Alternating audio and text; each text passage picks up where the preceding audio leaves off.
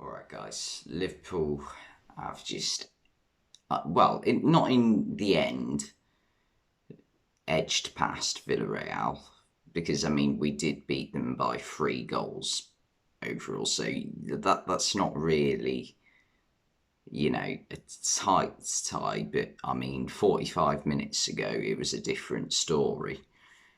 Liverpool, that first half was the worst first half or worst half of football I've seen Liverpool play all season by a mile. It was very, very similar to the first half we played against Real Madrid last season in the Champions League at their place. I was going to say the Bernabeu, but it wasn't. They weren't playing in the Bernabeu last season for some reason. But yeah, as soon as I saw Jordan Henderson wasn't in the starting 11, I thought, okay, we should be fine, but that's a little bit,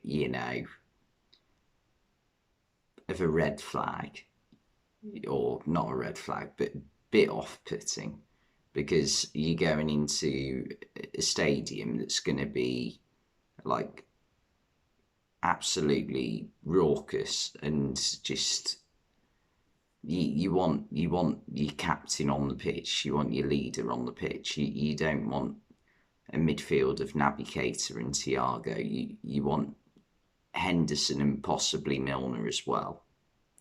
Two players who, okay, Thiago maybe not, but Thiago might be all right. But Keita, you definitely don't want Keita in a game like this.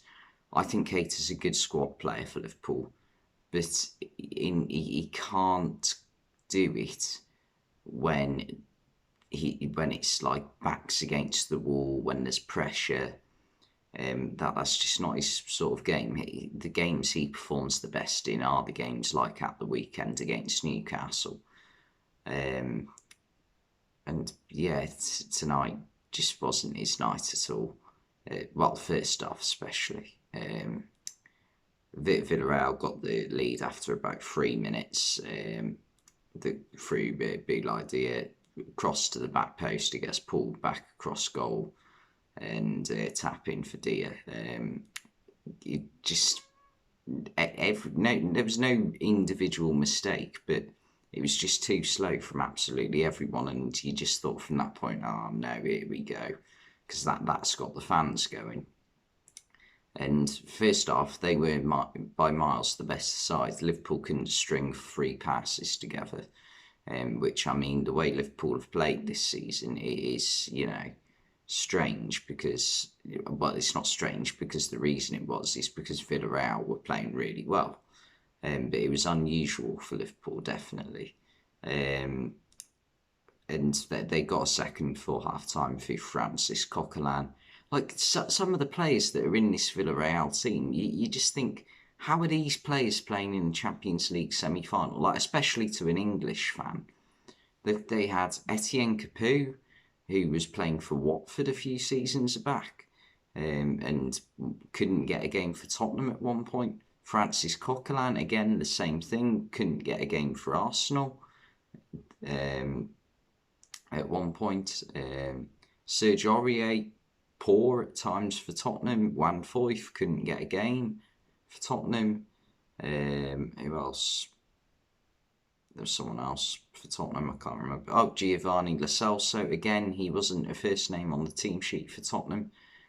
Like, so many players who you just think, how are they playing in Champions League semi-final? And more to the point, how are they 2-0 up against Liverpool?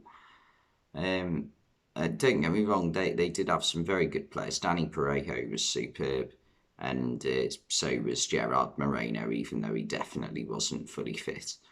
Um, and I think the style of play they used, it was better without Danjuma, because Danjuma's very pacey forward, and but you're never gonna succeed with pace against Kanate and Van Dijk. So they needed to get the ball into the area and try and put it across goal, because that's the only way it was going to work for them, and it did in the first half.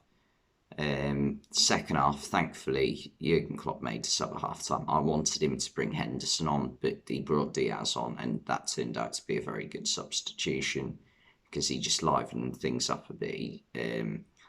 The first goal back from Liverpool came from Fabinho.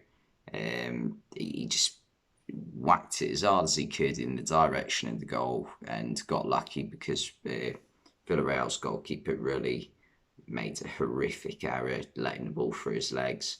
And then, as Anthony Joshua once said, the first time was so nice I had to do it twice. He did exactly the same thing with a Luis Diaz header. Really nice cross by Alexander Arnold Diaz.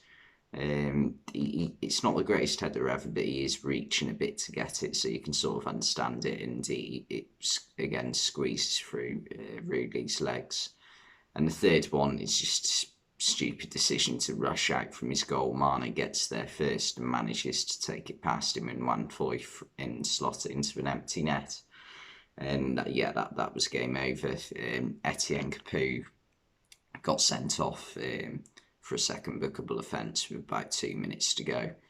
And he actually went off to applause from Villarreal's fans, and I can understand why, because he had a good game, to be fair, Capoue.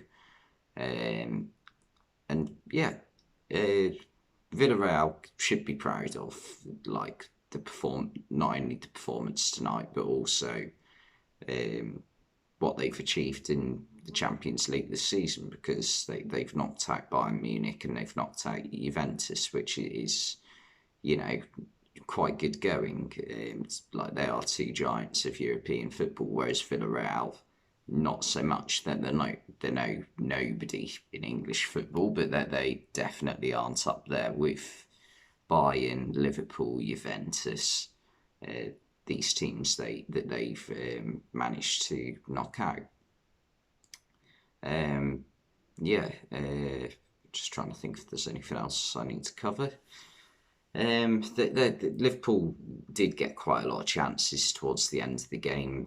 Salah had one which he should have done better with. Like Salah at the moment, it just feels a bit like he's completely lost his confidence, which, I mean, considering he's on like nearly 40 goal involvements, or he's probably past that by this point. He's probably on nearly 50 goal involvements this season.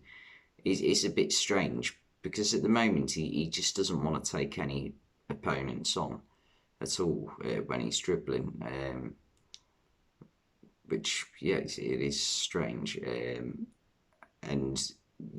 Liverpool, I mean, they've got through. They did well in the end to come back from 2-0 down, but it wasn't the most straightforward game for Liverpool ever. Let's put it that way. But they've managed to do enough to get through, and that's the most important thing, really. Thanks for watching, and I'll see you next time.